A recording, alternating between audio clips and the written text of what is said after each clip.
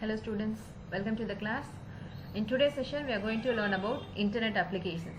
So there are so many services, so many applications available on the internet. We are going to see most common applications. So let's start with email.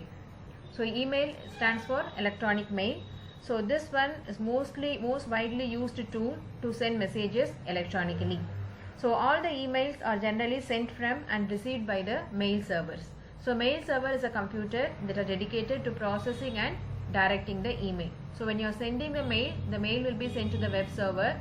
So the mail server identifies the destination and it sends the mail. So this is how the email service works. So we need email account, that is the email address, right? So the email address consists of two parts: username, @ and then host name. So we have the @ symbol, and then before the @ symbol we have to write the username, and after the @ symbol the host name will be there. Okay, so example is given here. So ABCD is the username and gmail.com is the host name. So the host is the name of the server hosting it. So this Gmail is the server name which hosts this email service. Okay, so there are so many advantages and disadvantages in email. Advantages: it's very low cost, it's very speedy medium, and it is very easy to use. And disadvantages: we need specific hardwares, and it's hard to convey some emotions through email. Right, so let's move on to difference between CC and BCC. CC stands for carbon copy, BCC stands for blind carbon copy. So when you are sending messages to multiple people, right, so you can use CC or BCC. The difference is when using the CC, all the recipients will be aware of the other recipients. Okay, so if you are sending to 10 people, all the 10 people will be aware of who are all the other people receiving the message. So if you are using the BCC message, the recipient only receives the message, and it won't display the other recipients who are receiving the message. Okay, so when you are forwarding also, when you are forwarding in CC, the message will be forwarded along with all the recipients' name. Okay, so if you want to send a particular message to multiple person without knowing each other, then we have to use the BCC. Right, so there are other terms called spam and then junk mail. Okay, so both are referring the bulk mails. Okay, so the difference is the junk mail often comes from opt-in services. Okay, so these are all commercial ads, so that we opted for. So we are getting junk mails from the particular retail shop. So if you are registering your email address with some other retail shop, they will be sending you promotions, offers, all those things. So that comes as a junk mail. So spam refers to the messages that the user did not opt to receive. So we may not given the username for them, for the email account for them, but we'll be getting the messages. So the spam messenger are sometimes malicious also. So we have to be very careful with the spam messages. So next topic is protocols used in email.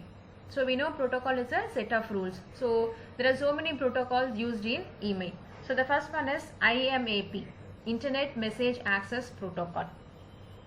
So this is the client server protocol in which email is received and held for the user by the internet server. Okay, when you are sending the message, the mail will be stored in the email server. Only if the user requests to read a specific email, then it will be downloaded from the server. So before that, it will be available only in the internet server. Okay, so this is called IMAP. So next one is POP3, Post Office Protocol. This protocol is used to access and download messages to their computer. Right, so all the email messages get downloaded from the mail server to user's local computer. Right, so whenever we want, we can read the message. Even we can read the message offline without internet connection. Okay, so that is the use of POP3 protocol. And so the negative thing is here we can download the spam messages also. So there is a possibility of downloading the spam message when you are downloading the whole message. So next one is the SMTP protocol. SMTP stands for Simple Mail Transfer Protocol. So this one is used to deliver the sent email to the recipient's email server. Right, so this is only to deliver the message. It will not receive any message. Okay, so that is the SMTP protocol. So next we have HTTP protocol, Hypertext Transfer Protocol. So this is not a mail protocol, email protocol. So this is basically a web protocol.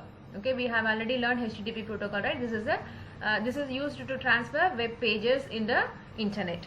Okay, so since we have web-based email services, we can also use this HTTP protocol. So web-based email services like Hotmail, Gmail, Yahoo Mail, so all these services uses HTTP protocol. So this is used to compose and retrieve the web-based mails. So next internet application is chat. So this you are very familiar with. This is the online textual talk. So we can send messages, and it's an instant message. We can easily chat, right? So there are things called chat room. So it may be a website or part of some online services that provides a venue to communicate. So there is a specific place that is called a chat room where everyone can chat with each other. So that is a chat room. So we have different types of chat services. First one is instant message. So this is the software. We have to download this software. So using this software we can make a conversation, right? So this is only based on text. We cannot use the voice. So example is AOL Messenger, and sometimes programs in Skype also we can just send the message, right? We can use the chat. So that is an instant message. So next one is ICQ. Okay, this is also a program. We have to download this ICQ program. So when you download the program, you'll be given a unique number. Okay, so we can use this number, and no two people will have the common ICQ number, right? But we can have the nickname. We can have the common nickname. So next one is IRC. IRC stands for Internet Relay Chat. So this is not owned by any company. Okay, so this is a service. It is not owned by any company, but we need a client program to use this service. So we have the IRC server. So we have to connect to the IRC server. So this IRC server has many channels. So that is called chat rooms. So we can go to any chat room and we can have a conversation there in the IRC service. So next one is a web-based chat.